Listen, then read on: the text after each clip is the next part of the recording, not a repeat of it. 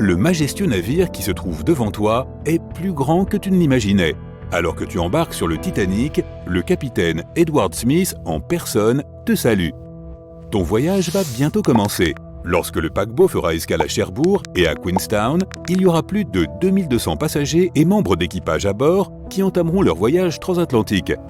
Le Titanic est prêt à appareiller et sur le pont, tu entends les klaxons alors que tu fais tes adieux aux personnes qui se trouvent en dessous. Mais quelques minutes plus tard, tu sens un mouvement de panique sur le pont. Tu cours jusqu'à la rambarde pour voir ce qui se passe. C'est un autre navire qui s'approche trop près. Sur le flanc, on peut lire SS City of New York. Le Titanic vient à peine de quitter le quai, mais on dirait qu'il va y avoir une collision. Le capitaine parvient à s'éloigner de l'autre navire à quelques mètres près. Ouf, on l'a échappé belle. Le navire devrait normalement arriver à New York une semaine plus tard, le 17 avril. Mais c'est seulement si les choses se passent bien comme prévu. Le temps est dégagé jusqu'au dimanche 14. En traversant un courant froid, le navire rencontre d'énormes vagues et des vents violents. La nuit est calme mais froide. Le Titanic commence à recevoir des mises en garde d'autres navires au sujet de blocs de glace à la dérive dans les grands bancs de terre neuve. Cette fois-ci, l'immense navire ne continue pas à voyager à pleine vitesse. Au lieu de cela, le capitaine ralentit. Il veut s'assurer que les vigies auront tout le temps nécessaire pour repérer les icebergs en cours de route, même si cela implique d'arriver à New York avec du retard.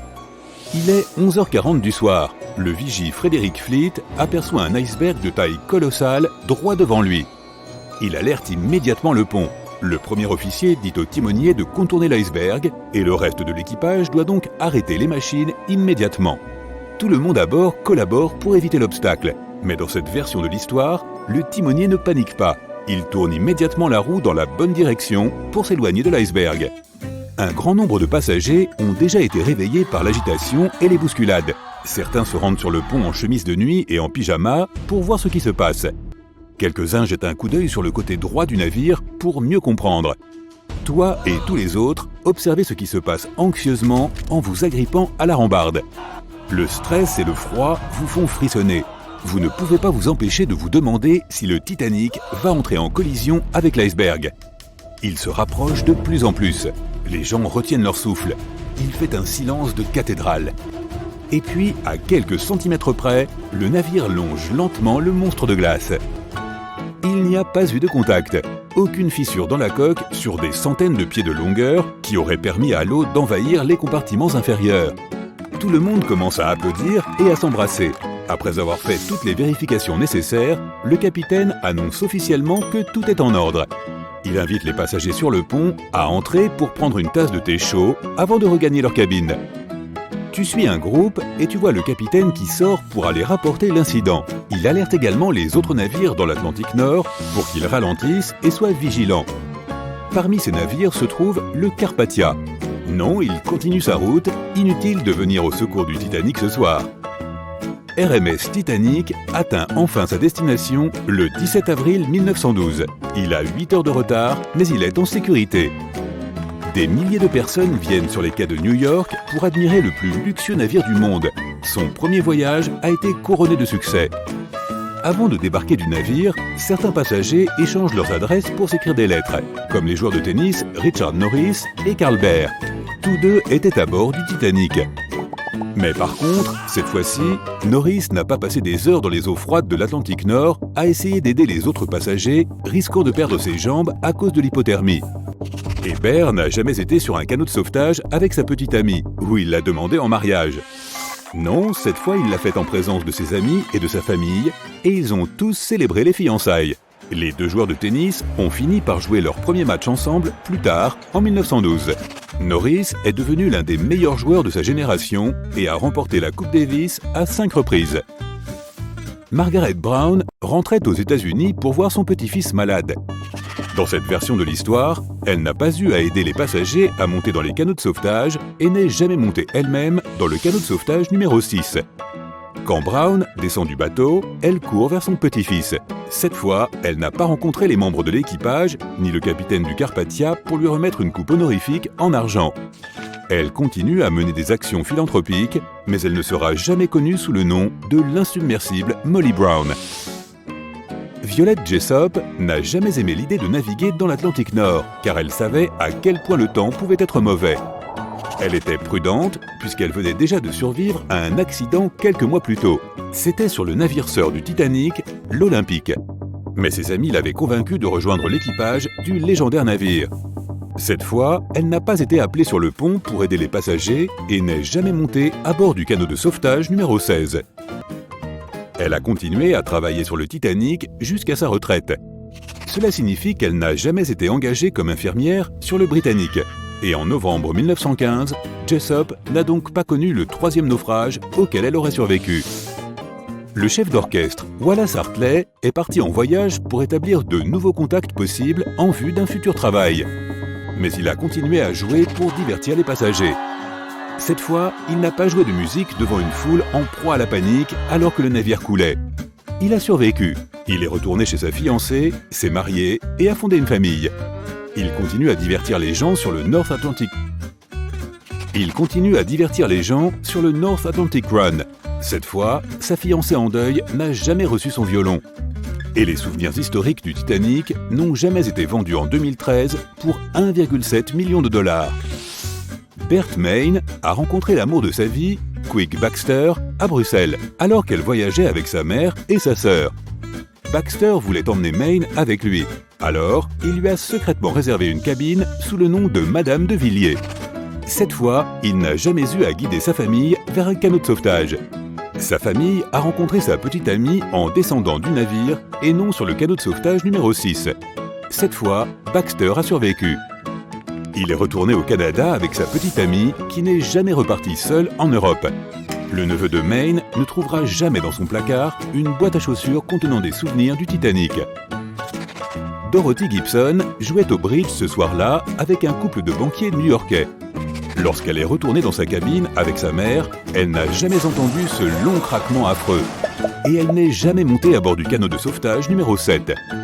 En 1854, le SS Arctic, le paquebot le plus rapide de son époque, a entrepris de traverser l'Atlantique. En naviguant à travers un voile de brume, il a lentement disparu dans l'inconnu. La Collins Line, une compagnie maritime américaine, a été créée en 1818 et n'a commencé à faire sérieusement du commerce transatlantique qu'en 1835.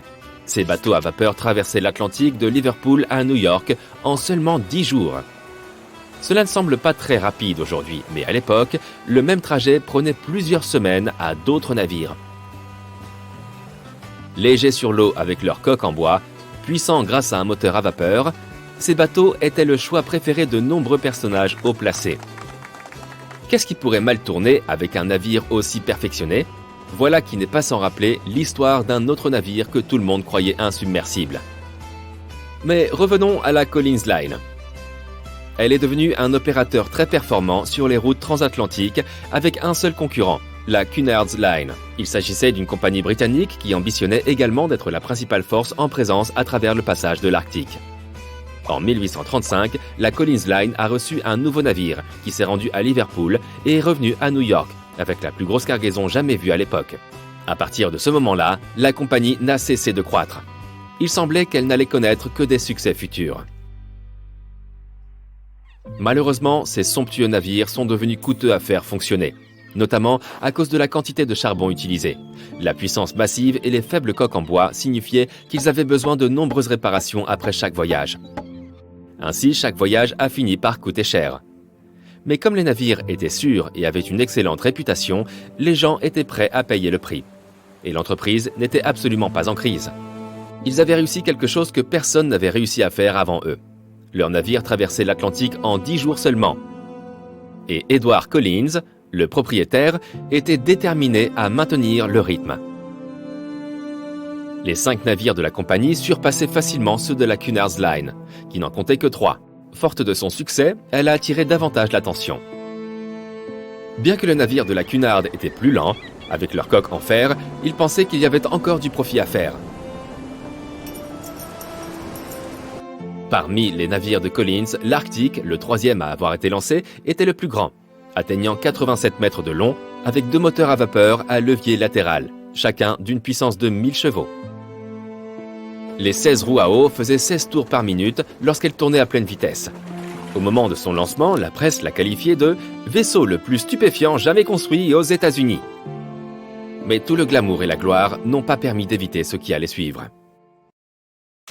Le 27 septembre, l'Arctique faisait son voyage de Liverpool à New York, naviguant à une allure rapide à travers l'épais brouillard.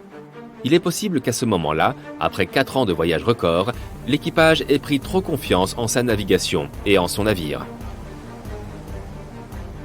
À seulement 80 km de Terre-Neuve, ils ont imprudemment poursuivi leur route dans le brouillard, sans contact radio, sans sonar, ni aucun autre moyen d'identifier de potentiels obstacles, équipés uniquement de codes Morse. Un navire de pêche plus petit, le SS Vesta, opérait souvent autour de Terre-Neuve. Il passait par le même chemin que l'Arctique et s'est écrasé sur son flanc. Choqué par la collision, le capitaine de l'Arctique a proposé son aide au Vesta, beaucoup plus petit. Mais il était vite devenu évident que les dégâts sur l'Arctique, qui semblaient mineurs, étaient en réalité sérieux. Sous la ligne de flottaison, un trou laissait entrer l'eau dans la coque. C'était le défaut d'une coque aussi légère et rapide. Ils se sont dirigés vers la terre ferme en essayant de colmater le trou. Mais ils ne s'en sortaient pas et l'eau de mer continuait à affluer, remplissant le navire qui s'enfonçait de plus en plus. Et finalement, une fois que la salle des machines a été pleine, les chaudières se sont éteintes, privant le navire de la puissance massive pour laquelle il était légendaire. Il a continué à naviguer lentement avant de s'arrêter complètement. Il continuait à couler et l'ordre a été donné de l'abandonner. À l'époque, le droit maritime autorisait l'Arctique à ne transporter que 6 canots de sauvetage, capables de sauver seulement 180 personnes. L'équipage et certains des passagers ont réussi à se frayer un chemin sur le pont et ont pris la plupart des sièges de ces canots. Mais le chaos régnait, et tout le monde a semblé oublier ses bonnes manières, ne laissant pas les femmes et les enfants embarquer en premier. Il a fallu 4 heures pour que l'Arctique coule. 150 membres d'équipage et 250 passagers étaient à bord. Ceux qui n'ont pas réussi à trouver une place au bord d'un canot de sauvetage ont fait une tentative désespérée pour construire leur propre radeau de fortune avec des parties du navire. 2 jours plus tard, seuls 3 canots sont arrivés sains et saufs sur le rivage. Les 3 autres n'ont jamais été retrouvés.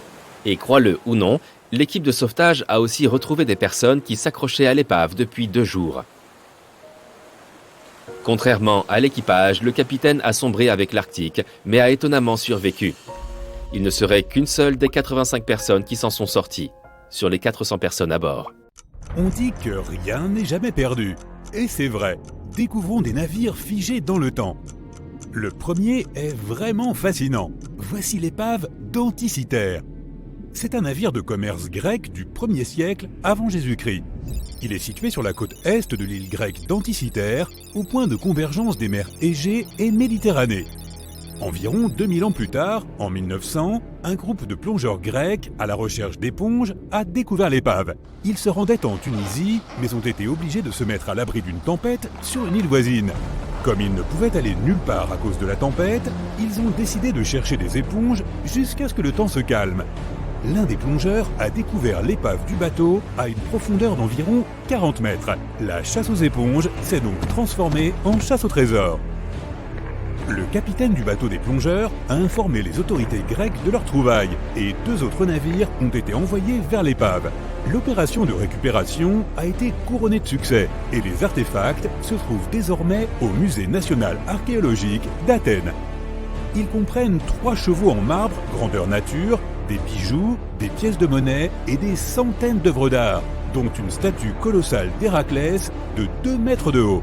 Parmi ces trésors, l'Éphèbe d'Anticythère, une statue en bronze d'un jeune homme, a attiré davantage l'attention que les autres. Car l'Éphèbe ne correspond à aucun modèle iconographique familier et il n'existe aucune copie connue de son type. Il tient un objet sphérique dans sa main.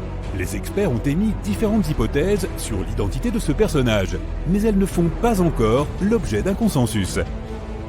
Plus de 70 ans plus tard, Jacques-Yves Cousteau et son équipe se sont rendus dans la région et ont récupéré des centaines d'autres artefacts, ainsi que les restes de 4 personnes. Fait intéressant, ils ont aussi découvert un ensemble complexe d'engrenages imbriqués, capables de prédire le mouvement du Soleil, de la Lune et de plusieurs planètes. Le mécanisme peut aussi indiquer les heures des éclipses solaires et lunaires des années à l'avance. Cette machine d'Anticythère est donc une espèce de calendrier informatique précoce. Il s'en servait pour planifier des événements importants comme les activités agricoles, les rituels religieux et les Jeux olympiques. Ces artefacts, trouvés dans l'épave d'Anticythère, font partie des découvertes les plus importantes de l'archéologie moderne. Rien que la machine elle-même a changé notre perception des limites de la technologie antique. Ce mécanisme repose sur une conception sophistiquée et a été fabriqué il y a plus de 1000 ans. Même après toutes ces découvertes étonnantes, les experts pensent que le site de l'épave demeure largement inexploré. C'est surtout à cause de son emplacement et de la configuration des fonds marins sur lesquels repose le navire. L'épave est trop profonde pour les plongeurs en scaphandre autonome, mais trop peu profonde pour utiliser un submersible. Une étude réalisée sur le fond marin en 2012 a révélé la présence d'une deuxième épave, environ 245 mètres plus au sud. Il est clair que cette zone a beaucoup à offrir à l'humanité. Mais l'aurions-nous découverte si ces chasseurs d'éponges n'étaient pas allés l'explorer ? Les scientifiques ont trouvé une épave en Antarctique au fond de la mer de Weddell 107 ans après son naufrage. Le nom du navire était l'Endurance. C'était le navire perdu de l'explorateur Sir Ernest Shackleton. Les scientifiques qui l'ont trouvé des décennies plus tard affirment qu'il faisait partie des plus grandes épaves perdues de tous les temps. C'est pourquoi ils ont filmé toute la découverte. La vidéo montre les restes de l'Endurance et prouve qu'il est encore dans un état remarquable. Il est resté à 3000 mètres de profondeur pendant plus d'un siècle. Et pourtant, on dirait qu'il a coulé très récemment. L'histoire est la suivante. Le navire a été écrasé par la glace et a coulé en 1915. Shackleton et son équipage ont dû embarquer dans de petits canots de sauvetage. À partir de ce moment-là, la survie a commencé. Shackleton a réussi à mettre son équipage en sécurité. Puis, le navire a coulé. C'est une histoire assez épatante. Mais pourquoi les scientifiques ont-ils accordé tant de valeur à ce navire ? Tout d'abord, l'expédition impériale transantarctique de Shackleton naviguait pour effectuer la première traversée terrestre de l'Antarctique. Oui, l'équipage s'est retrouvé piégé dans la glace, mais l'intention était louable. Deuxièmement, le défi même de trouver l'épave était de taille. La mer de Weddell est presque toujours recouverte d'une épaisse couche de glace, cette même glace qui a fait couler l'Endurance. S'approcher du lieu présumé du naufrage est très difficile, sans parler de la possibilité de mener des recherches. Les experts ont prévu le moment où l'étendue de la glace de l'Antarctique serait la plus mince, grâce aux images satellites.